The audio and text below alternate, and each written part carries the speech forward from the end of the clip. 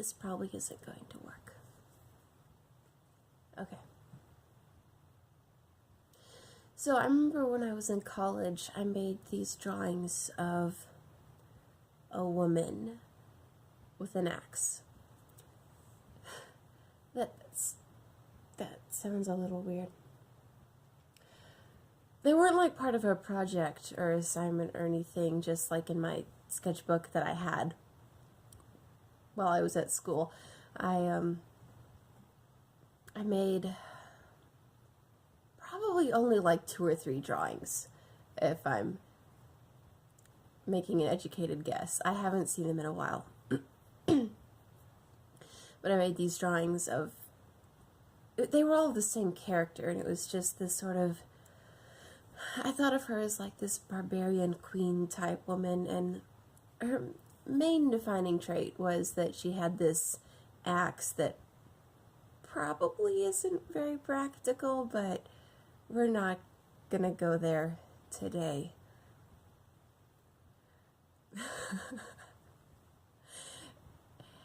And, like I said, these were in my sketchbook, but I did make one drawing of her, one digital drawing of her that I remember, as with most drawings I made in the past, I remember being proud of them.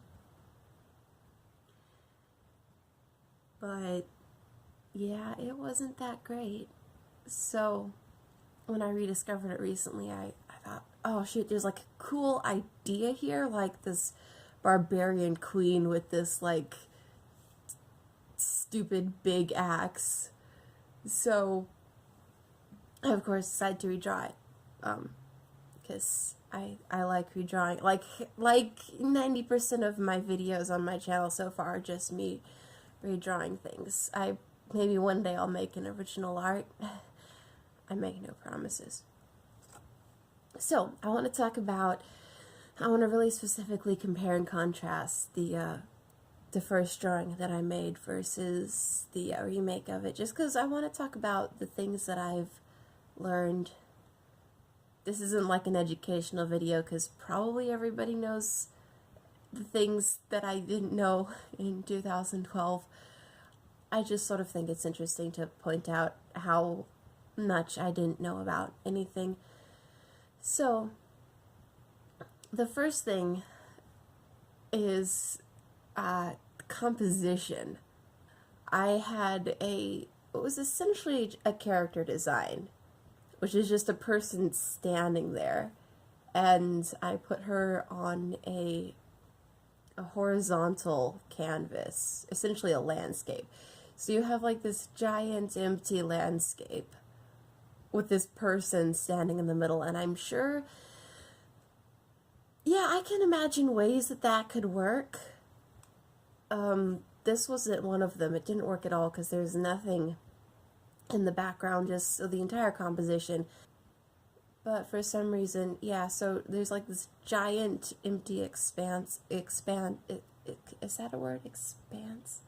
Space behind her. The color palette is terrifying. I don't think I planned out the colors. I just think I used ones that I thought would be good. Nowadays, I'll like sort of put together a little palette ahead of time. Usually, in fact, exclusively of colors that I've like used that little dropper tool thing to like pick from other drawings by other people who know more about assembling colors than I do. That's what I did for this picture, I think, is I got together like colors that would sort of go together rather than like the blue and red of the last drawing. So another thing, and this is, I think, one of the weirdest mistakes that I've ever made, and that's saying something. So many things. So I used a bird brush to paint the birds in the background. Now, I'm not saying that's inherently wrong, but this just baffles me that I didn't notice this at the time. I did the bird brush over the character, and so there's like this little spot where like the birds go over her head, and I can't comprehend that that is even a thing that happened. I'm really embarrassed by it, and now I just put that in a video, but luckily I'm like not getting any views yet, so maybe nobody will ever know. Yeah. So with this version, I did make the birds. I made sure they were behind her.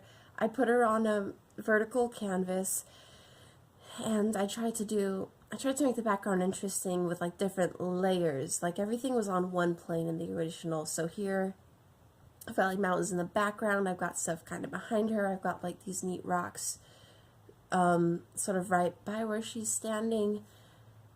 So, okay, this is like probably one of the most terrible things that I ever used to do in my art. This shows you how much I really didn't know about anything. And it pains me to say it, but I used to use the dodge and burn tool for all of my shading and highlighting.